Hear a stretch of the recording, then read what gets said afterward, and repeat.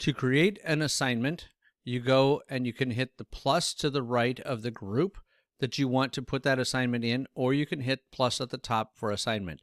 Either way does the same thing. It comes up and asks you what type of assignment it is.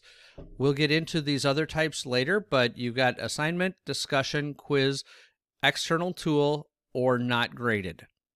So these are the different options for assignment. Right now I'm going to do assignment. I'm going to name it.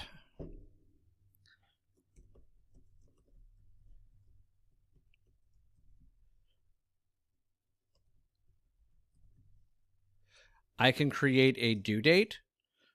Now, the due date must be between the dates of your class. So I'm going to make something due at the end of the first week of class.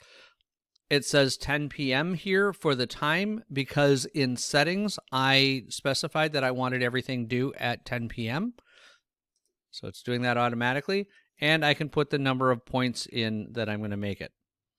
I can then go to more options. That gives me the ability to create more work, more information in this assignment.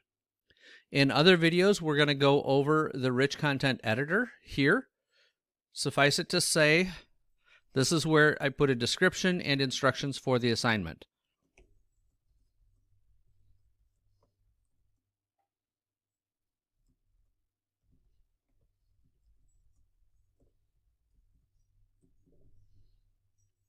Scrolling down, I have the points for this assignment, what assignment group it will be in.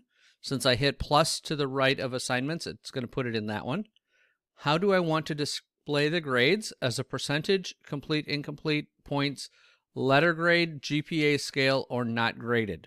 So I'm going to leave it as points for right now. Percentage allows you to type in the percent if that's what you want. Complete, incomplete basically is yes, they did it, no, they didn't type of concept. Points is easy. It's the number of points. Letter grade will go based on the scheme, the grading scheme that you're using. And so an A, for instance, would be like 90% in the letters in the scheme that I had given. And GPA scale, again, it's the same type of thing there. So I'm going to have it be points. The next option is really nice. It says do not count this assignment towards the final grade.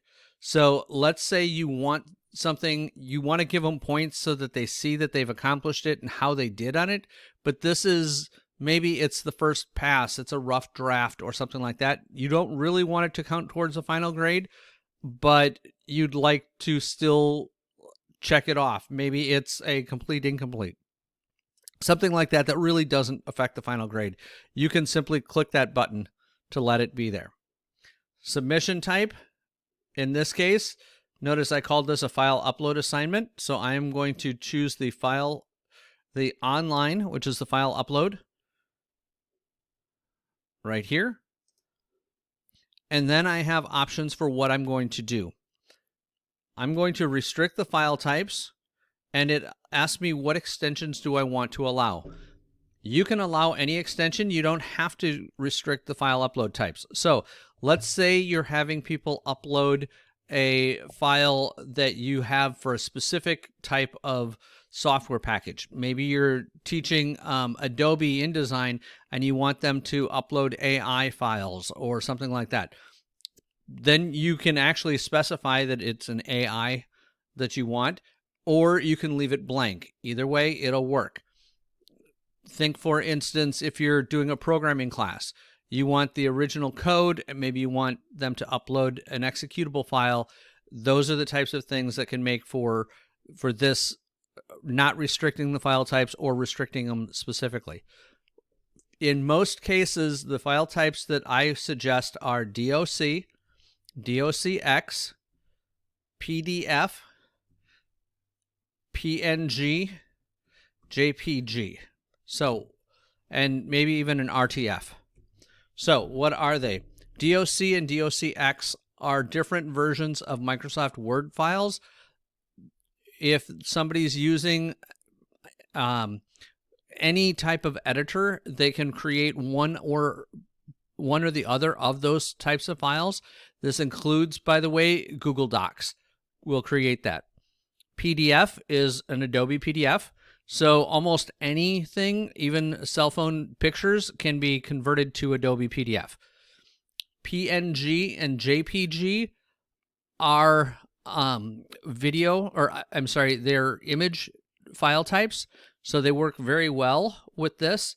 And RTF is a rich text format that allows you to do a lot of the same things you can do in Word, but it doesn't require as much of an editor. So even really low-end editors that might not be able to put something out in Word can create an RTF file.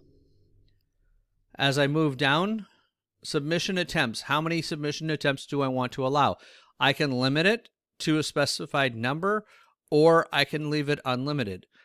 Often you want to leave it unlimited, but this is all dependent on you and how you're teaching your class as to what you really want for that. This, by the way, will allow unlimited submissions up until and even beyond the due date. Group assignments. We will get into group assignments later. I'm not going to do a group assignment now, but just understand that you can create group sets and set up groups for your students and have group assignments. Peer reviews. Peer reviews is a component that Canvas has built in. There's a couple of different ways to do peer reviews, and when we get into discussions, we'll talk more about that. But peer reviews, you can require peer reviews, and you can then manually assign them or automatically assign peer reviews, and you can have them appear anonymously. What does that mean? So a peer review is when Canvas, at the end of the assignment, will automatically grant the peer review to students. How many peer reviews and when do you want them to get it? When do you want them to start working on those peer reviews? So the idea here is that somebody submits something, 2 people maybe review their work, and then submit a review. This is not grading. This is just simple peer review, establishing whether or not the student met a rubric or did the work that they were supposed to do. Notice it says if blank uses due date. The idea here is that the review is due. The review is granted and given to the students once the due date occurs. That way it's much more random, and you don't have, oh, these 3 people are the first ones who submitted, so they get the 3 people between them. You want that to be spread out, and so that's why the peer review is as of a due date or as of a particular date. And then it can be done anonymously. A lot of people don't do peer reviews in this way at all, so I'm going to leave that off for now. The assign to is how you are going to assign this assignment to your students. So you can specify when it's available from, and we talked about the 17th being the first day of classes. It automatically will go to the AM, to that morning at midnight, and then until. Often faculty will choose to pick the exact same due date and time of the assignment. So one trick you can do is you can copy it and then paste it. Notice when I did just pick the date, it automatically put 11:59 p.m. That's because I specified that I wanted the due date and time, the time to be 10 p.m. It automatically will go 11:59 p.m. for the until time. Now, I am just going to save this, but I could save and publish. The reason I'm going to save it is because I want to show you when I go into assignments. Here is this assignment. It is not published. It is not in a module. It is not anywhere. It is simply added to this particular assignment group, and it's called the file upload assignment.